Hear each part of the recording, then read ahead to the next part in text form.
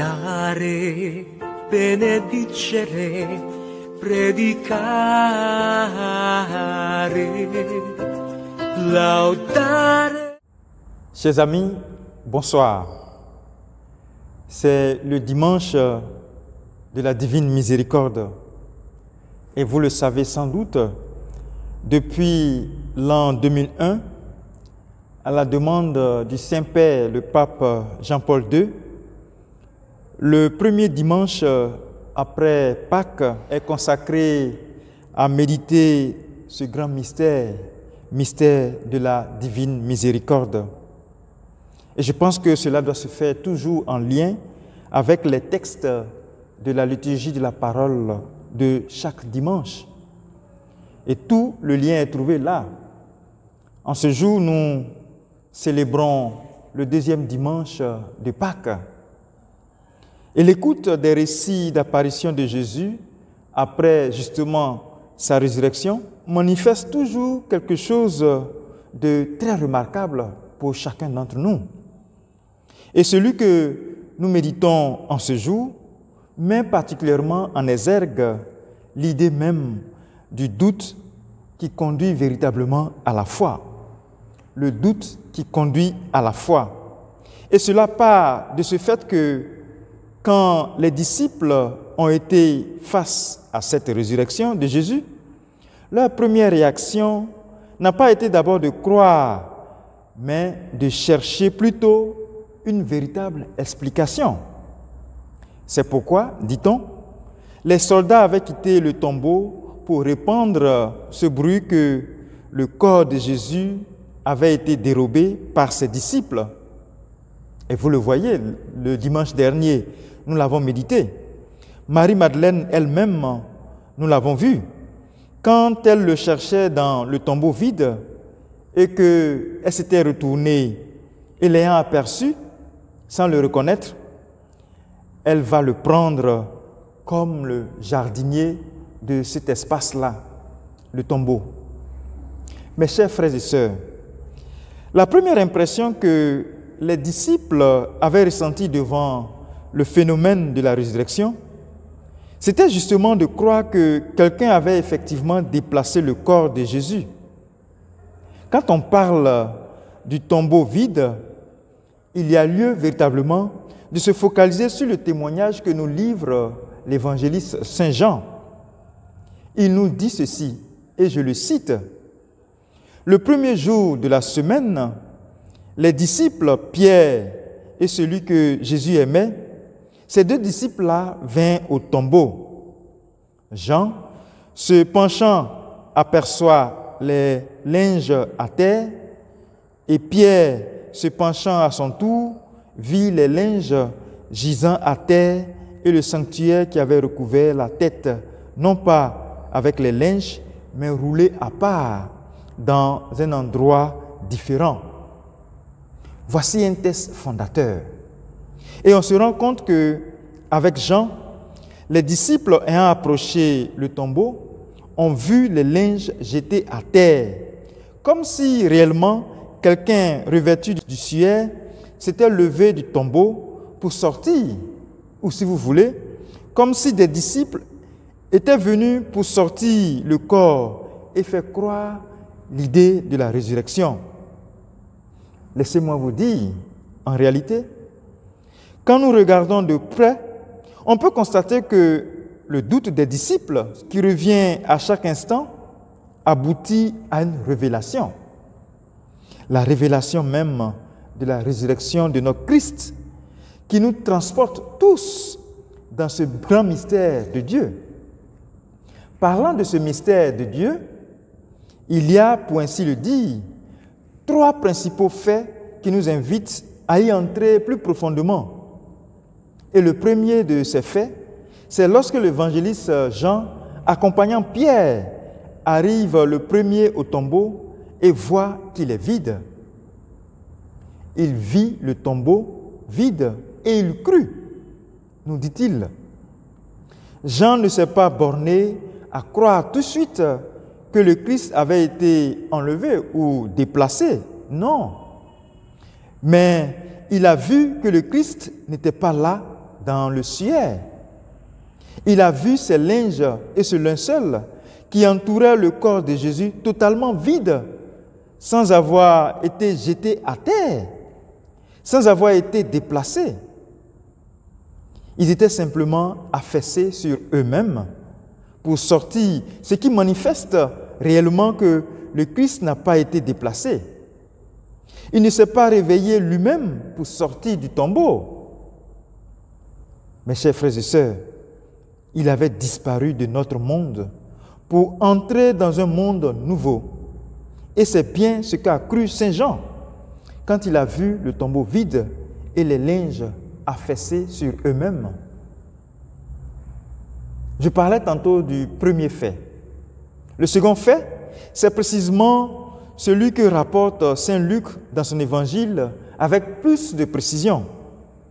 En effet, après son apparition aux disciples d'Emmaüs, Jésus va se montrer à ses apôtres. Il va les interroger et leur demander de le toucher pour les convaincre de leur résistance à le croire comme ressuscité. Et la question qu'il pose, c'est celle-ci. Pourquoi tous ces doutes en votre cœur? Voyez mes mains et mes pieds, c'est bien moi. Touchez-moi et voyez. Un esprit n'a ni de chair, ni d'os. Comme vous le voyez, j'en ai. Et ayant dit cela, il leur montra ses mains et ses pieds. Ainsi nous rapporte Saint Luc l'évangéliste. Mes chers frères et sœurs, ici ce n'est plus de linge ou de linceul dont il est question, mais Jésus lui-même se donne de se voir, il se donne à voir. Non seulement à voir, mais de le toucher en faisant appel à nos sens, principalement deux de nos sens, la vue et le toucher. Des sens qui sont plus qu'importants pour la vie d'un homme, dans la vie d'un homme. Le sens du toucher et de la vue sont donc ici manifestés. Et Jésus leur dit, non seulement vous me voyez, mais plus encore, vous pouvez aussi me toucher. Il leur montra même qu'il peut manger avec eux. Tout cela justement pour révéler à ses disciples qu'il est lui-même, celui qu'ils ont connu, celui avec qui ils ont partagé tout, celui qu'ils ont suivi et qui les a formés efficacement pour une mission d'annonce, d'évangélisation.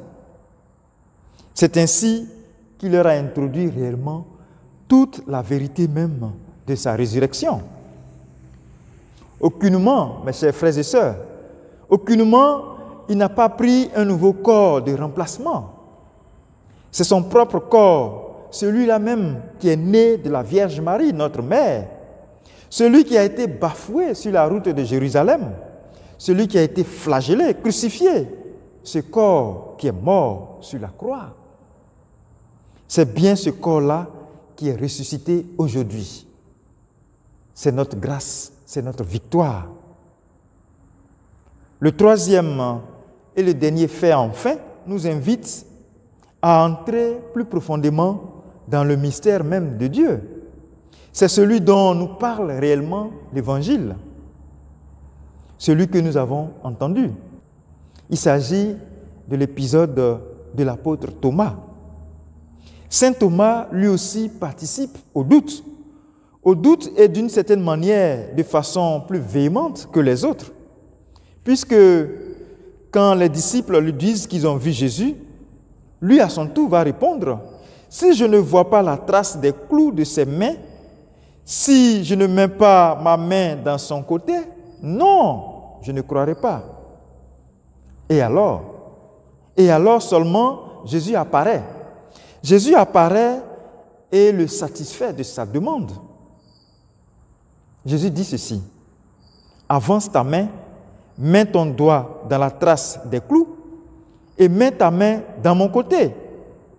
Je ne suis pas celui que tu crois. Ne sois plus incrédule, mais sois plutôt incroyant. » Qu'est-ce que cela veut nous dire?